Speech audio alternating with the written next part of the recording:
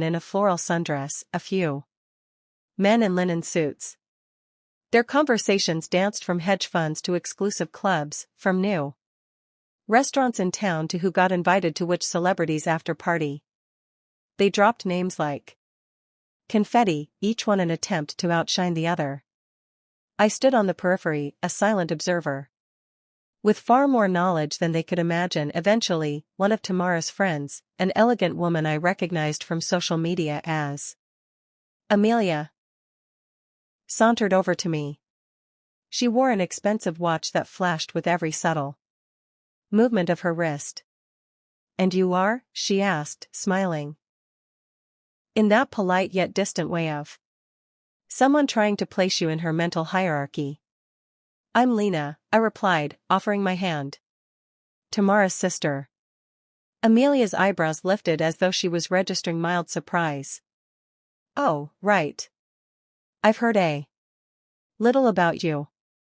"Finance, was it?" I smiled. "Yes, I work in finance." Before I could elaborate, Tamara suddenly appeared, sliding an arm around Amelia's shoulders. "Lena just dabbles," she said, her tone dripping with condescension. "She's low-key." A ripple of gentle laughter spread through the little circle that had formed around us. I felt my cheeks warm, not out of shame, but annoyance. I bit my tongue, deciding it wasn't worth correcting her in that moment. Let them laugh. If they believed Tamara's narrative, so be it. I understood that power speaks loudest when it's silent. And I had no intention of using my wealth as a bargaining chip for acceptance. I was here for my parents' sake, nothing more. The brunch itself was a sensory feast, perfectly poached eggs with hollandaise, artisanal bread, baskets, delicate macaroons in pastel colors, everything arranged like a gourmet photo shoot. A string quartet had replaced the harpist outside on the terrace, and I heard the gentle strains of classical music weaving through the laughter of Tamara's guests. It was idyllic, if a bit overdone. Tamara presided at the head of the table, ensuring everyone was comfortable, constantly adjusting place settings, and orchestrating the conversation to keep it from ever getting too real.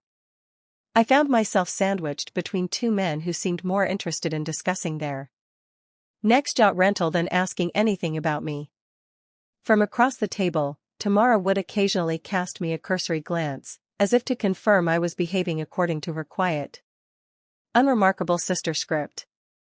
She needn't have worried, I had no intention of stealing her thunder. I listened politely as Clara launched into a story about an upscale spa visited in Bali, and Amelia chimed in about a designer pop-up she was desperate to attend. No one asked about my Easter traditions or how I felt about our parents being away. It was as if I were invisible, which suited me just fine, for now. I took in the scene with a detached sort of fascination, the clinking crystal, the gleaming silverware, the lavish floral displays that spilled across the table in an extravagant arc of pastel roses and lilies. Tamara had spared no expense, and the effect was undeniably stunning. But behind the glitz and glam, I could sense the undertow of insecurity, hers and, to some extent, all of her friends.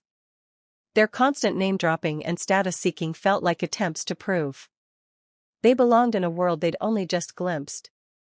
Sipping my champagne, I watched Tamara pivot from conversation to conversation, a perfect hostess.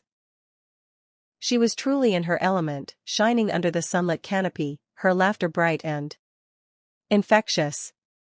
I recalled a time when Tamara and I were younger, and we'd spend Easter hunting for chocolate eggs in our grandparents' backyard. She was always the one who found the most, shrieking with glee at each discovery. I'd smile quietly then, happy just to be part of her excitement.